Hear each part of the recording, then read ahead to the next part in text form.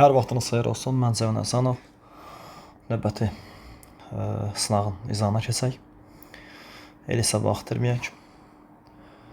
Eyni nəsildə olan hadisələri müəyyən edin. Gördüyümüz kimi ilk sual deməli qədim dünya tarixindəndir. Baxaq. Yunan əhəməni müharibəsinin baş verməsi. Yunan əhəməni müharibəsinin baş verməsi eramızdan əvvəl 5-ci əsrdir. Dəqiq ilə baxsaq 500-449-cu illər. Atropatenanın Selevkilər dövlətinə hasar düşməsi eramızdan əvvəl 223. Selevki hökmdarı 3-cü Antiox Atropaten hökmdarı Artabazanı tabe etmişdi. Pun müharibələrinin başa çatması eramızdan əvvəl 2-ci əsr. Çünki 264-146-cı illəri əhatə eləyir. Albaniya İskəndərin pullarına oxşar pullar. Biz bilirik ki, Albaniyada ilk pullar İskəndərin pulları olub, amma sonradan tələbat ödənmədiyinə görə növbəti zamanda kəsilən pullar artıq İskəndərin pullarına oxşar yerli pullar idi. Eramızdan əvvəl 3-cü əsr. Makedoniya çarı 2-ci Filippin Xeronea döyüşünə Yunanlılara məğlub etməsi, bu isə eramızdan əvvəl 338 və yaxud da eramızdan əvvəl 4-cü əsrdir. Eyni əsrdə olan hadisələr təbii ki 2 ilə 4 cavab A variantı. Davam edək. 2. Məntiqi ardıcılığı tamamlayaq. Şərrud üzündə qızılbaşların qalib gəlməsi, söhbət 1501-ci ilin yazında gedən, daha doğrusu yayında baş verən Şərrud döyüşündən söhbət gedir. Və bu döyüşdə Ağqoyunluların birinci qolundan, yəni Əlbət Mirzəyə qalib gələn İsmayıl Təbrizə daxil olaraq özünü şah elan edir və Azərbaycan Səfəvi dövlətini yaradır. Cavabımız Bakı variantıdır. Ümumiyyətlə 13-cü əsrdən 1501-ci ilin payızına qədər olan proseslər Ərdəbil hakimliyinə, 1501-ci ilin payızından 1736-ya qədər olan proseslər isə Səfəvilər dövlətinə aiddir. A variantı Şirvanşılar dövlətinin varlığına son qoyulması 1501-dən 1538-ə doğru belə desək qaçmaq olmaz. C variantı Azərbaycan torpaqlarının vahid dövlətin tərkibində birləşdirilməsi 1551-dir. Ağqoyunlu dövlətin varlığına son qoyulması bu artıq Şərur yox. Ağqoyunluların ikinci qoluna son qoyulmasına gedir və bu alma bulağı döyüşüdür. Bu da yanlışdır. Kürdən şimaldakı Azərbaycan torpaqlarının Səfəvilərin hakimiyyəti altına keçməsi bu Şirvanşahların fonunda 1538, Şəki hakimliyi fonunda isə 1551-dir. Xronoloji ardıcıllıq ödənmir. 3-ə baxaq. Rəvvadilər dövlətindən fərqli olaraq Sazilər dövləti. Biz Sazilər aid xüsusiyyətləri tapmalıyıq. 9-cu əsrdə yaranmışdır. Bəli, Sazilər 898 yanıb. Bunu düzgün cavab kimi götürürük. Azərbaycanın cənub torpağında meydana gəlmişdir. Bu onların oxşar cəhətidir. Səlcuqlardan asılılığı qəbul etmişdir. Bu Rəvvadilərin Sazilərdən fərqidir. Çünki Sazilər heç Səlcuqların gəlişini görməmişdilər. Azərbaycan torpaqlarını vahid halda, bəli, bu Sazilərin Rəvvadilərdən fərqidir. Türk mənşəli sülalə tərəfindən, bəli, bu fərqdir. Çünki Rəvvadilərdə ərəb mənşəlidir. Deməli, burada cavabımız 1, 4, 5, yəni A variantı olacaq. 4-cü sual. Uyğunluq gözlənilmişdir. Sınıqqala məscidi, bəli, bu düzgün cavabdır və 11-ci əsrə aiddir, maraq üçün deyim. 1078-1079 aiddir. Burd qalası 12-ci əsrdir. Lejdə yox, Şamaxıda olmalıdır. Darülmülk 12-ci əsrdir. Təbrizdə yox, Naxçıvanda olmalıdır. Şeyx Cüneyd 1544 16-cı əsrdir və uşaqlar dəhşətli sürətə çaşa bilərlər bu məsələdə, çünki Səfəvi şeyxlərini deyəndə adətən adamın ağlına cənub bölgələri gəlir. Amma Şeyx Cüneyd məqbərəsi Qusardadır, ehtiyatlı olaq. Qaldı ki, Ərş qalası bu 14-cü əsrdir və Naxçıvanda yox, Təbrizdədir. İkinci adı isə bilirik ki, Əli Şah məscididir. Davam edək. 5. Atropatena dövlətinə aid deyil. Romalılara döyüşdə qalib gəlməsi əlbəttə söhbət eramızdan əvvəl 36 Fraspa döyüşündən gedir. Selevkilər dövlətinə hasar düşməsi, bəli, eramızdan əvvəl 223-də Atropatena Selevkilər nasıl olub? Yunan mədəni təsirinə məruz qalmaları, əlbəttə Atropatenada az saylı Yunan Allahına sitayiş və kirəmitdən istifadə, eləcə də Gerifto məbədi Atropatena Yunan mədəni təsirini göstərir. İskəndərin imperatorunun parçalanması nəzərdə meydana gəlmişdir, düzdür. Azərbaycanın cənub torpağında yaranmış ilk quldar dövlət Atropatena deyil, bu Mannadır. Deməli, cavabımız Y variantıdır. 6. Uyğunluq pozulmuşdur. Paris konfransı AXC-nin müstəqilliyi de facto olaraq tanındı. Bəli, bu düzgün cavabdır. 1920-ci ilin 11 yanvarında AXC-nin müstəqilliyi tanındı de facto olaraq. Bizi de jure tanıyan isə İrandır. Münxen konfransında 1938-ci ilin sentyabrında Çexoslovakiyanın Sudet vilayəti Almaniyaya verildi və Almaniyanın Avropada nüfuzu artdı. Çexoslovakiyanın Sudet vilayətinin ona keçməsini razılıqla qarşılayan İngiltərə, Fransanın isə nüfuz aşağı düşdü. Lozanna konfransı Türkiyənin müstəqilliyi tanındı. Bəli, Türkiyə deyə bilərsə, amma Türkiyə Respublikası yox. Çünki Lozanla bağlananda Türkiyə hələ Respublika deyildi. Streza konfransı Avstriyanın Almaniya tərəfindən ilhaqı tanındı. Xeyr. Streza konfransı 1935-dir. Amma Almaniya hələ Avstriyanı 1938-də anşlüs edəcək. Digər bir tərəfdən Streza konfransında əksinə İngiltərə, Fransa və İtaliya tərəfindən Avstriyanın ərazi bütövlüyü təminat altına götürüldü. Cavab D-dir. Burada uyğunluq pozulub. Vaşinqton konfransı Çin müstəqilliyi və ərazi bütövlüyü tanındı. Bu düzgün cavabdır. Doğrudan da Versal konfransında Çin ağladı, Yaponiya güldü. Vaşinqtonda isə Çin güldü, Yaponiya ağladıldı, belə demək mümkündürsə. 7-ci suala baxaq. Azərbaycanın nihayət dövründən fərqli olaraq eniyyət dövrü üçün xarakterikdir. Ana xaqanlığın mövzusu olması. Ana xaqanlığı nəzərə alsaq ki, riyazi baxımından götürsək 3 paleoiddən eniyyət daxil. Həm niyalit, həm eniyyət düşür. Bu fərq deyil. İstehsal təsərrüfatının mövcud olması. Təbii ki, bu nihaiyətdə yaranmışdırsa, eniyyətdə davam edəcək. Metaldan bəzək əşyalarının düzəldilməsi. Bəli, bu bizə lazım olan cavabdır. Çünki ilk metal misdir. Bu eniyyət dövrüdür. Və eniyyət dövründə yaranan bir şey özündən qabaqki nihaiyət dövründə ola bilməz. Ox və kaman ixtira olması bu ümumiyyətlə mezolitdir. Əgər istifadə olunması olsaydı, hər ikisində olardı. Heyvanların əhliləşdirilməsi, bu da yenə hər ikisində var. Çünki mezolitdə başlayan proseslər eniyyətdə davam edir. Cavab S. 8. Hülaki hökmdarı Qazanxanın məhkəmə islahatına nəzərdə tutulurdu. Alqı-satqı işlərində qayda-qanun yaradılması. Bu düzgün cavabdır. Və diqqətli olmaq lazımdır. Alqı-satqı işləri deyəndə uşağın ağlına, abituriyentin ağlına belə desək, ticarət gəlir. Amma qayda-qanun varsa, bu məhkəmədir. Buna aid bir dənə də bir şey var. Əvvəlki sınaqlarımızda mən demişəm.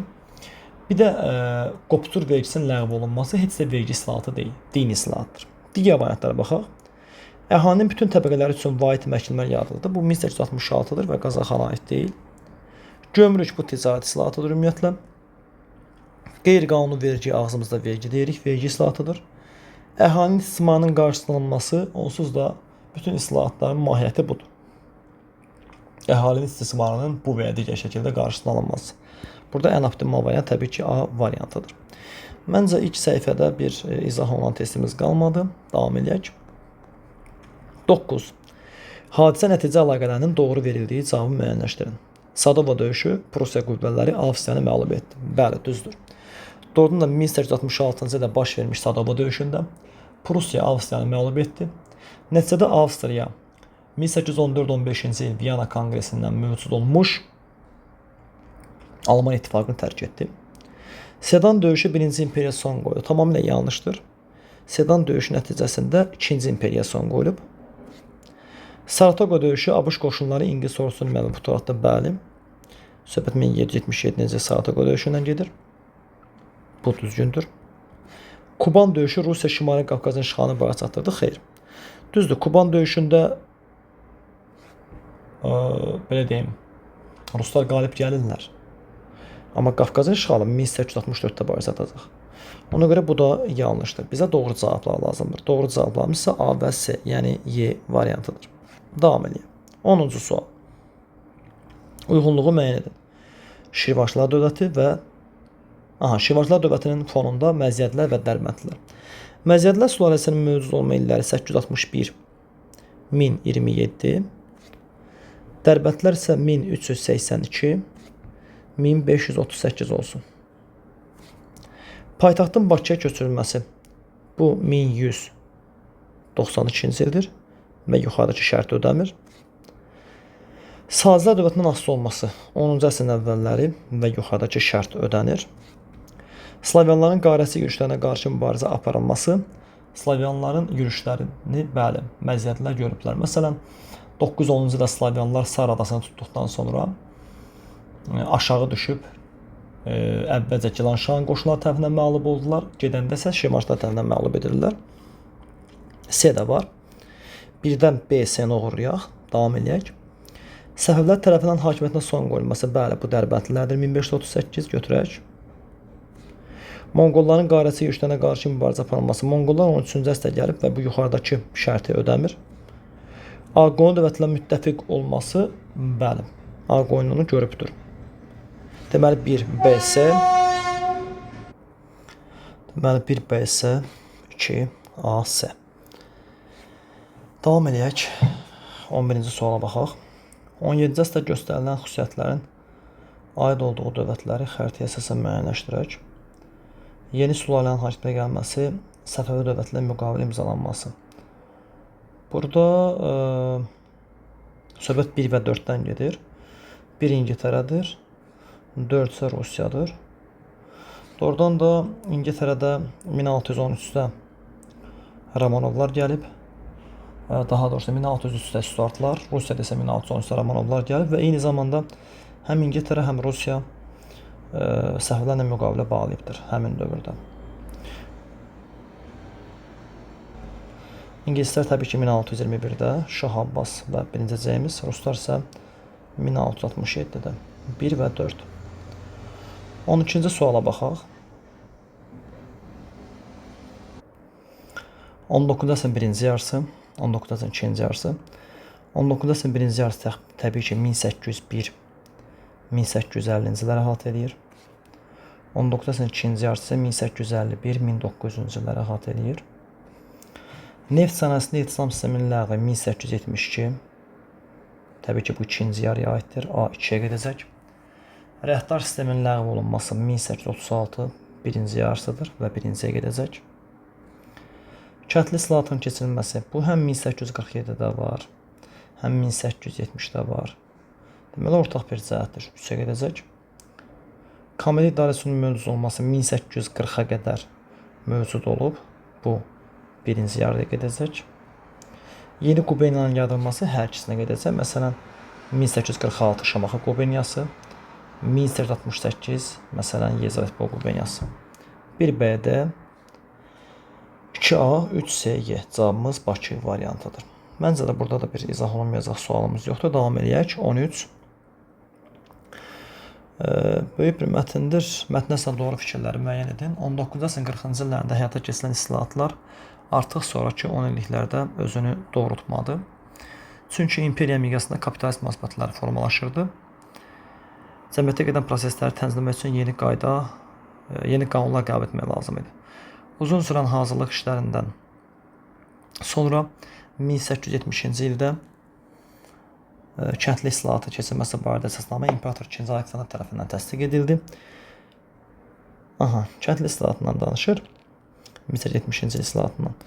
Kənd təsərrüfatında kapitalizm münasibətləri formalaşmağa başladı. Bu düzgün cavabdır.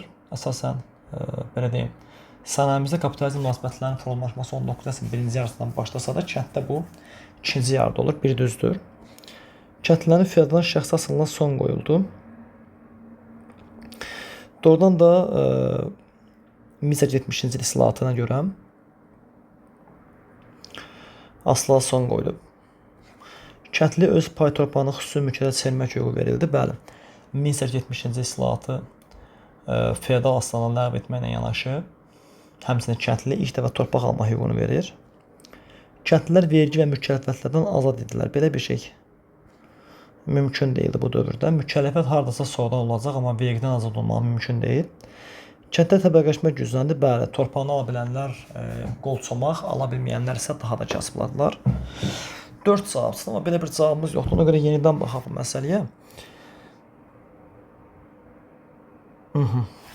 Yəqin ki, 2-ni götürməyəcəklər onda. Nəyə görə? Çünki bizdə şəxsi asılılıq olmayıb bu baxımından, amma yəni, feodal asılılıq da bir növ şəxsi asılılıq hesab olunur. Sırf sözə işlənmiş bir testdir. Bizdə şəxsi asılı bir dənə Qazan xan dövrünə götürülür, amma ümumi orta əsrlər dövrü baxımından bizdə şəxsi asılının olmasını götürmürlər. Bax belə. 1, 3, 5. Cavabımız Bakı variantıdır. 14-də. Hansı rəqəmlərin yerini dəyişsək, düzgün xronoloji ardıcıllıq müəyyənləşər. Çində sarı sarıqlar üsyanının baş verməsi eramızın 184-cü illidir. Spartak üsyanının baş verməsi eramızdan əvvəl 74, 71. Böyük Olimpiyadanın 2 hissəyə parçalanması eramızdan əvvəl 58. Hindistan Mauriyanın baş çatması eramızdan əvvəl 180. İlk baxışdan gördüyümüz kimi burada 1 ilə 4-ün yerini dəyişsək, hər şey yaxşı olacaq. Çünki doğrudan da birinci 4 gəlməlidir, eramızdan əvvəl 180. Sonra Spartak üsyanı eramızdan əvvəl 74-71. Sonra eramızdan əvvəl 58 və təbii ki, eramızdan əvvəllər bitəndən sonra eramızın 184-ü. Yəni, burada cavabımız olacaq C variantı. Davam edək. 15. 1919-cu ilin avqustunda AXC Milli Ordusunun Azərbaycanın cənubunda gördüyü tədbirlər nəticəsində Denikin təhlükəsi aradan qaldırıldı. Bu ümumiyyətlə yanlış bir cümlədir. Çünki Denikin şimaldan gəlir. Muğan Sovet Respublikası ləğv edildi. Bəli, bu düzgün cavabdır. 1919-cu ilin mayında separatçı qüvvələr Lənkəranı bizdən ayırmağa çalışırdılar və onlar Muğan Sovet Respublikasını yaratdılar. Amma AXC 1919-cu ilin avqustunda Həbib bəy Səlimovun başçılığı altında ora qoşun göndərir və nəticədə Muğan Sovet Respublikası ləğv olunur. Doğma Lənkəran Azərbaycana qaytarılır. Araz Türk Respublikasının AXC-yə birləşdirilməsi deməli, Araz Türk Respublikasının süqutu götürülür. 19 fevralın sonu, martın əvvəli, martın 1-i. Yanlışdır. Erməni separatistlərinin liderləri Dağlıq Qarabağdan çıxarıldı. Bu hadisə 19 avqustudur, amma cənubda baş verən proses deyil. Qazalar dövləti AXC-nin ərazi bütövlüyünü tanıdı. Bu ümumiyyətlə 1920-ci ilin 21 martıdır. 16. Türk dövlətləri Çini tabe etməsi. Birinci Göytürk Çini tabe edib Muğan xaqanın fonunda. Teymurlar dövləti təəssüf, Teymur Çinə qeyb çıxa bilmədi. Uyğur xaqanlığı, bəli, kimin dövründə? Təbii ki, Mayançurum dövründə. Hindistan yürüş eləyib Axun, bəli. Qəznəvi, bəli.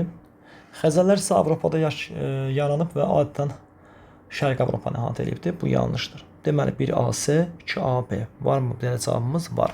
Cavab A bəndidir. 17. Birinci Qarabağ müharibəsindən fərqli olaraq Vətən müharibəsində, yəni təxminən 1988-1994 bütün münaqişəni götürsək, fərqli olaraq Vətən müharibəsində, yəni 2-ci Qarabağ müharibəsində bu hissə götürülür 2020-nin təbii ki 27 sentyabrından 10 noyabrına qədər olan proses. Belə. Azərbaycan öz ərazi bütövlüyünü və suverenliyini tam təmin etdi. Vətən müharibəsində tam təmin etməmişik. Çünki hələ də bizim Dağlıq Qarabağın çox əraziləri ermənilərin əlində idi. Biz bunu 2023-cü ildə azad edəcəyik. Həm də ki, heç indinin özündə də Azərbaycan ərazi bütövlüyü tam təmin olunmayıb. Çünki hələ də Qazanın 4 kəndi ermənilərdədir. Qondarma Dağlıq Qarabağ Respublikasının varlığına son qoyuldu. Bu heç birisinə aid deyil. Bu 2023-cü ildə baş vermiş bir günlük antiterrordur. Rusiyanın vasitəsilə atəşkəs haqqında sənəd bu hər ikisində var. Birincidə Bişkek, ikincidə isə 10 noyabr bəyanatı. BMT Təhlükəsizlik qəbul etdiyi qətnamələr, bəli, 1-ci Qarabağ müharibəsindən fərqli olaraq bu dəfə Azərbaycan əskərlərinin ayaq səsləri ilə yerinə yetirildi və əskərlərimiz BMT-nin qərarlarını yerinə yetirdilər. BMT-nin etməli görməli olduğu işi bizimkilər gördülər. Ermənistan öz qoşunlarını və hərbi texnikalarını Azərbaycan arasından tamamilə çıxartdı, xeyr. Ermənistan Azərbaycan arasından demək olar ki, qoşunlarını yenə də bir günlük 2023-19-20 sentyabr antiterrorunda çıxardacaq. Cavabımız D variantıdır. 18. 1919-cu ilin yayı AXC və 1993-cü ilin yayı Azərbaycan Respublikası tarixinə aid oxşar cəhət. Artıq sualı oxuduqca cavab adamın gözündə canlanır. 1910 özü də oxşar hadisələrdir. 19-cu ilin yayında və 93-cü ilin yayında hər ikisində separatçı qüvvələr Lənkəran bölgəsini, cənub bölgəsini Azərbaycanla ayırmağa çalışırdılar. Biri Muğan Sovet Respublikası, biri isə Muğan Talış Respublikası adı altında Əli İkram Himmətovun başçılıq etdiyi bir separat rejim. Amma Allaha həmd olsun ki, hər iki, belə deyim, separatlıq meyllərinin qarşısı alınmışdı. Cavab Bakı variantıdır. Yerdə qalan variantlara baxmaq ehtiyacı yoxdur. Azərbaycan ordu tərəfindən erməni qoşunlarının Dağlıq Qarabağdan çıxarılması bu 1919-da da var, 20-də də var. Qaldı ki, Dağlıq Qarabağdan çıxarılması müasir dövrdə təbii ki, bu 2023-də olacaq tam. Rusiyanın vasitəsilə Ermənistanla sülh danışıqlarının başlanması bu da belə deyim, uyğun bir variant hesab olunmur. Xəzər hərbi donanması 19-cu ilin yayı baxımından amma 93-cü il müasir Azərbaycanımızda bu 93-cü il deyil, daha əvvəl idi. Gürcüstanla hərbi ittifaqın qurulması 19-cu ilin yayı AXC baxımından düşür, amma 93-cü ildə müstəqil Azərbaycanımız baxımından bu düşmür. 19. Cənubi Azərbaycan Demokratik Hərəkatının 46-cı il tarixinə aiddir. Azərbaycan Xalq Konqresinin çağırılması bu ümumiyyətlə 1945-dir. Tamam, Pişəvəri hərəkatdır, amma 1945-dir. Təcəddüd qəzeti Azərbaycan dilində çıxmır 1 və Təcəddüd qəzeti 17-dən var 2. Ona görə bu yanlışdır. Dil haqqında qanun, bəli, bu 1946-cı ildir. Pişəvər hökumətinin qanunudur. Milli Məclisin fəaliyyət göstərməsi, bəli, 45-də yaranan Milli Məclis 46-cı ildə fəaliyyət göstərməyə davam edəcək. 3-4-D. 20. Birinci Dünya müharibəsinin gedişində baş vermiş Somma döyüşünün nəticəsi. Tərəflərdən heç biri tam üstünlük qazana bilmədi. Bəli, düzdür, İngiltərə Fransanın üstünlüyünü deyə bilərik, çünki Almaniya bu döyüşdən sonra müdafiə keçməyə məcbur oldu. Verdin tərəfdə müdafiə çəkildi və belə desək, Verdinə hücum ləngidi. Amma bu tam üstünlük deyil. Və cavabıdır. İtaliya qoşunları ağır məğlubiyyət uğradı. Xeyr. İtaliya qoşunlarının məğlub olduğu yeganə döyüş bizə verilən Caporetto'dur. Almaniya qərb cəbhəsində ciddi üstünlük qazandı. Əksinə, Almaniyanın qərb cəbhəsində nüfuzu sarsıldı. İngilis-Fransız qüvvələri şərq cəbhəsində böyük itkilər verdilər. Birincisi, İngiltərə Fransa bundan nisbətən qalib gəlib deyə bilərik. İkincidəki İngiltərə Fransanın Almaniya ilə apardığı müharibələr şərq cəbhəsi deyil, qərb cəbhəsidir. Qaldı ki, Almaniyanın ildırım sürətli müharibə planı iflasa uğradı. Bu 1914-cü il Marna döyüşündən iflasa uğramışdı. Bunun üçün sonmanı gözləməyə ehtiyac yox idi. 21. Böyük Monqol imperatorluğuna aid deyil. Paytaxtlarından birinin Pekin şəhəri olması. Bu düzgün cavabdır. Çünki 1371-ci ildə paytaxt Xubilay tərəfindən bura köçürülmüşdü. Qanunlar toplusu, bəli, Çingiz xanın qanunlar toplusu var. Böyük Moğol dövlətinin salması bu səhvdir. Böyük Moğol 16-cı əsrdə yanıb və yadda saxlayaq. Böyük Monqol cəmi 100-lə yaxın parlayıb. 13-14. Üstdə götürəndə heç bu 100 ildə deyil, 70-80-dir. 14-cü əsrin əvvəllərindən başlayaraq, 13-ün sonu, 14-ün əvvəllərindən başlayaraq artıq Böyük Monqol təhlükə mənbəyi deyil heç kim üçün. C. Çingiz xanın əsas hədəflərindən biri bu idi. Sistemi bu cür qurmaq və qurmuşdu. Cənub-Şərqi Avropaya yürüş, bəli, 1235-ci ildə Qaraqorun qurultayına əsasən təşkil olunmuşdu. Burada cavab C variantıdır. 22. Xəritədə əraziləri ulduzla fərqləndirilmiş xanlıqlara aid ümumi cəhət deyil. Bu xanlıqlar hansılardır? Bunun biri Gəncədir. Digəri isə İrəvandır. Səhv etmirəmsə, baxaq. Qacalar tayfasının nümayəndələri tərəfindən idarə edilməsi. Bu onların oxşar cəhətidir. Çünki Gəncə xanlığının əsasını Qacar tayfası qoymuşdu. İrəvanın əsasını Qacarlar qoysa da, daha doğrusu Əfşanlar qoysa da, sonradan Qacarlar gəlmişdi hakimiyyətə. A ortaq cəhətdir. Qızılqaya xəttinin iştirak. Bu da ortaq cəhətdir. Çünki Qızılqayada iştirak edib Naxçıvan, İrəvan, Gəncə, Qarabağ və Qaradağ. Bir müddət Qarabağ xanlığı olması bu da ortaq cəhətdir. Çünki Bayat savaşından sonra Qarabağ, Naxçıvan, İrəvan, Gəncə Ərdəbil tabe etmişdi. Rusiya işğalından sonra bir müddət əvvəlki idarə üsulunu saxlaması. Bax, bu oxşar cəhət deyil. Çünki Gəncə tutulan kimi dərhal 1804-də ləğv olundu. İrəvan yenə hardasa 1827-də tutulub, 28-də ləğv olunmuşdu. Cavab D-dir. Qaldı ki, Gürcü sayının hücumuna məruz qalması, bəli. İrəvan da dəfələrlə 1765, 69, 79, Gəncədə həmçinin. 23. Azərbaycan tarixinin 11-ci əsrin 2-ci yarısı üçün səciyyəvidir. Yəni 1051-1100. Baxaq. Rəvvadilər dövlətinin Böyük Səlcuq İmperiyasının asılı qəbul etməsi 1054 əlbəttə bu düşür. Slavyanların Alan və Sərlərlə birlikdə Şirvana basqın etməsi 1032 düşmür. Şirvanda Kəsranilər sülaləsinin hakimiyyətə gəlməsi 1027 və 1382-yə qədər hakimiyyətdə olsa bu düşəcək. Qaldı ki, Azərbaycan torpaqlarının ilk dəfə vahid halda birləşdirməsi bu 10-cu əsrdə ki, şərti ödəmir. Deməli, bizim burada cavabımız 1, 3 olacaq. Davam edək. 24. 7-ci əsrin 2-ci yarısı tarixinə aiddir. 651, 700. Baxaq. Arşakilər sülaləsinin hakimiyyətdə olması. Arşakilər sülaləsi 510-cu ildən sonra yoxdur. Yanlışdır, yəni bu. Sasani Mərzbanı tərəfindən idarə olunması. Sasanilər 651-dən sonra yoxdurlarsa, artıq məsələ bitmişdir. Xəzər xaqanın hücumlarına məruz qalması, bəli, 662 Kür döyüşü, 664-cü ildə Araz döyüşü. Ərəb xilafətinin asılığa düşməsi 667, bəli. Və Bizans İmperiyası ilə əlaqədar 654, bəli. Cavabımız 3, 4, 5 olacaq. 25. Amerika Birləşmiş Ştatlarının 19-cu əsr tarixi üçün səciyyəvi deyil. Yəni 1801-1900 aralığına düşməsi. Vətəndaş müharibəsinin baş verməsi, axı bu 1861-1865-dir və bu düşür. Konstitusiya düzəliş, bəli, 1866-da Qaradərlilərin Ağdərlilərə eyni hüquqlar düşür. Böyük böhran 1929 düşmür və bizə lazımdır. İngiltərə müharibə 1812-1814 düşür və bizə lazım deyil. Sənaye məhsullarının istehsalının həcminə görə dünyada birinci yerə çıxması bu 20-ci əsrin əvvəllərində olacaq, bu da düşmür. Deməli, burada cavabımız olacaq 3 ilə 5. Davam edək. 26-ya baxaq. SSR-nin varlığına son qoyması, təbii ki, bu 1991-dir. Koreya müharibəsinin baş verməsi 1950-53-cü illərdir. Karib digər adı Kuba böhranıdır. 1962-ci il. Praqa baharı, Çexoslovakiyanın paytaxtı Praqada SSR-yə qarşı çıxışlar 1968.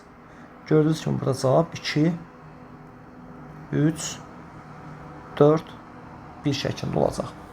27-yə baxaq. İngiltərə kralı 2-ci Henrix və 7-ci Henrix. 2-ci Henrix 12-ci əsrdə yaşayıb. 7-ci Henrix isə 15-ci əsrdə yaşayıb. Təxminən hakimiyyət ediləni deyim ki, bizim üçün daha rahat olsun. 7-ci Henrix isə 1485-1509-dur. Baxaq. Tudorlar sülaləsindən mənsub olması zaten 7-ci Henrix Tudorların əsasını qoyub. Qalxan pulu vergisi cəngavərlərdən 2-ci Henrix. Mərkəzləşmiş dövlət Vilhelm Hespersi. Məhkəmə islahatı 2-ci Henrix. Federalın hərbi dəstələrini ləğv edib ölkənin mərkəzləşməsini baya çatdıran və bununla da mütləq monarxiya doğru irəliləyən 7-ci Henrixdir. 28. Sizə təqdim olunmuş mənbə əsasında 20-ci əsrin əvvəllərində Azərbaycanda bütün torpaqların 70%-ə qədəri dövlətin mülkiyyətində idi. Doğrudan da dövlət kəndliləri sayca çox idi. Kəndlilərin 3-2 hissəsi həmin torpaqda yaşayırdı. 19-cu əsrin sonlarında kəndli çıxışların artması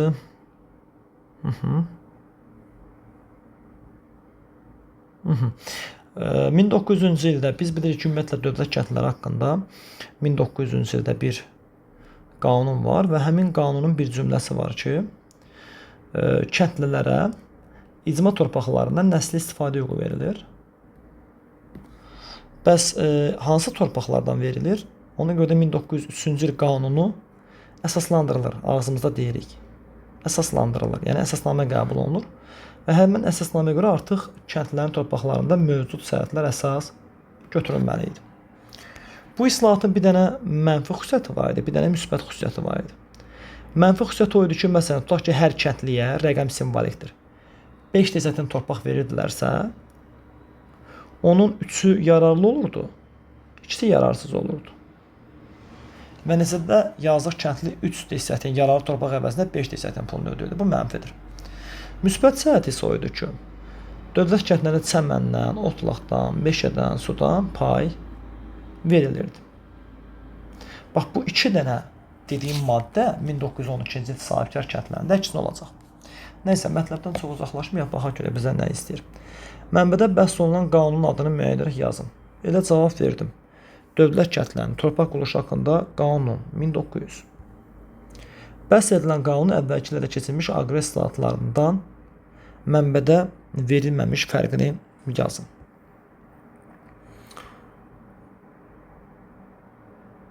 Dövlət kəndlərinə aid edilmişdir və salam. Amma bunu mənbədə təxmin etmək olur. Mənbədə bəhs olunan tədbirlərin kəndlərin vəziyyətində təsirini yazın. Kəndlərin vəziyyətində heç bir dəyişiklik olmadı. Ümumiyyətlə, Çar Rusiyası dövründə, hətta uzada bilərik, Sovet Rusiyasının dövründə dövlət öz torpaqlarını kəndliyə vermədi. Bəzən yaxşı bir söz işlədirlər, deyirlər ki, Lenin kəndliləri allatdı və onlara torpaq vermədi. Kəndli də Lenin allatdı və ona dəfn olunmaq üçün torpaq verməli deyirlər. Yarı zarafat, yarı ciddi bu qəbul olunur. Vəziyyət daha da pisləşdi, çünki yazıq kəndli yararsız torpaqların əvəzinə pul ödəməyə başladı. Bundan başqa qolçomaqların, onsuz da dövlət kəndlilərinin torpaqları azdır. Bəzən hücum edib, onların torpaqlarının ələ keçirilməsi dövlət kəndlilərinin vəziyyətini daha da ağırlaşdırdı. Və dediyim kimi, bu islahatların keçirilməsinə baxmayaraq, dövlət kəndlisi torpaq mülkiyyətçisi ola bilmədi. Bax, belə əzizlərim, ola bilər diqqətimdən nəsə qaçar, təkliflərə, rəylərə, səhvlərə, iradlara açığıq və rəy bildirsəniz, iradlarınızı bildirsəniz, çox şad olarıq. Sağ olun, var olun, Allah'a emanet olun.